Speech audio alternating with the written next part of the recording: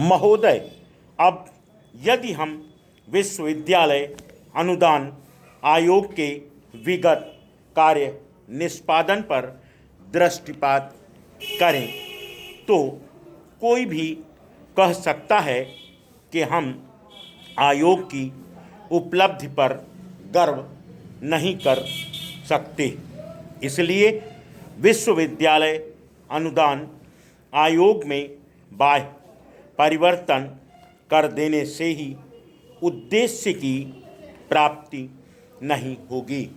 हम चाहते हैं कि विश्वविद्यालय अनुदान आयोग के ढांचे में तथा कार्यात्मक क्रियाकलापों में संपूर्ण परिवर्तन किया जाए।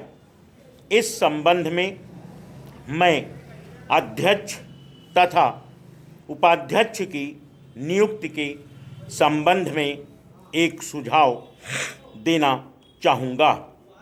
मेरा विनम्र सुझाव है कि बहुश्रुत विद्वानों को ही, जो पक्षपात रहित दृष्टिकोण तथा प्रगतिशील विचारों के कारण विख्यात हैं, आयोग में नियुक्त किया जाए।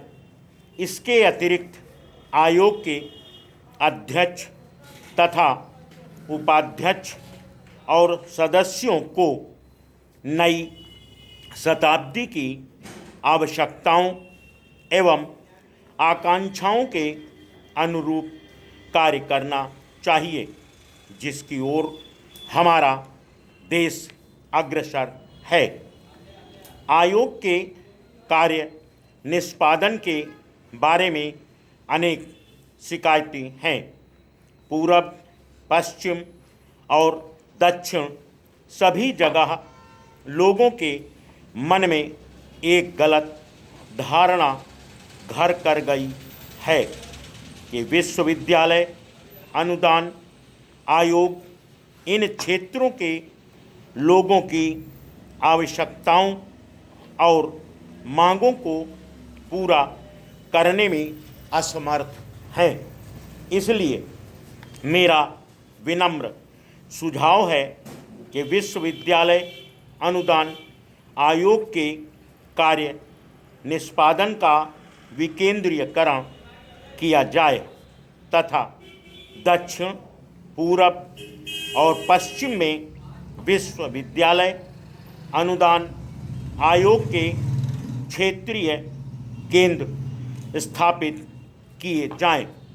वस्तुतः मैं विश्वविद्यालय अनुदान आयोग की विगत में की गई महान सेवाओं की प्रशंसा एवं सराहना भी करता हूँ। छठी पंचवर्षीय योजना में विश्वविद्यालय अनुदान आयोग ने लगभग 97 विश्वविद्यालयों को 3524 महाविद्यालयों को वित्तीय सहायता प्रदान की थी। राशि वितरित किए जाने का लक्ष्य यह रखा गया था कि महाविद्यालयों की मूलभूत आवश्यकताओं को पूरा किया जाए तथा शिक्षा को बेहतर बनाने के लिए अनेक कार्यक्रम क्रियान्वित किए जाएं।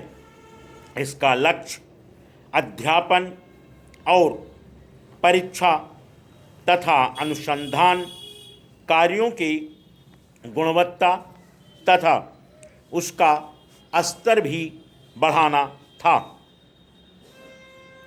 इस विषय पर गहराई से विचार करने के पश्चात यह पता चलता है कि विश्वविद्यालय अनुदान आयोग द्वारा बहुत कुछ किया जाना अपेक्षित है। जैसा कि इसके नाम से ही विदित होता है, विश्वविद्यालय अनुदान आयोग के कार्य निष्पादन को विभिन्न विश्वविद्यालयों को अनुदान राशि देने तक सीमित कर दिया गया है।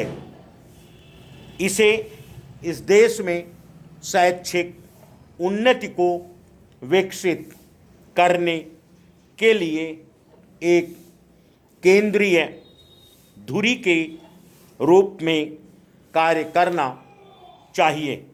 इसलिए मैं महसूस करता हूँ कि हमारे देश में सामाजिक परिवर्तन लाने के लिए शिक्षा सबसे शक्तिशाली हथियार है।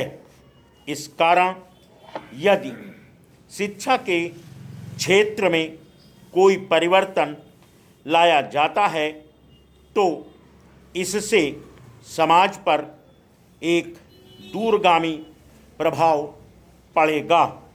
मंत्री महोदय को विश्वविद्यालय अनुदान आयोग को, जिसने अपनी छवि बिगाड़ ली है, नवीनता प्रदान करने के लिए एक नया विधान बनाना चाहिए। अपना भाषण समाप्त करने से पूर्व मैं एक बार पुनः अनुरोध करता हूं कि विश्वविद्यालय अनुदान आयोग की बिगड़ी हुई छवि को फिर से नवीनता प्रदान करने के लिए तत्काल कुछ उपाय किए जाने चाहिए। Full stop. सब लोग नोक पकड़ के लिख रहे हो।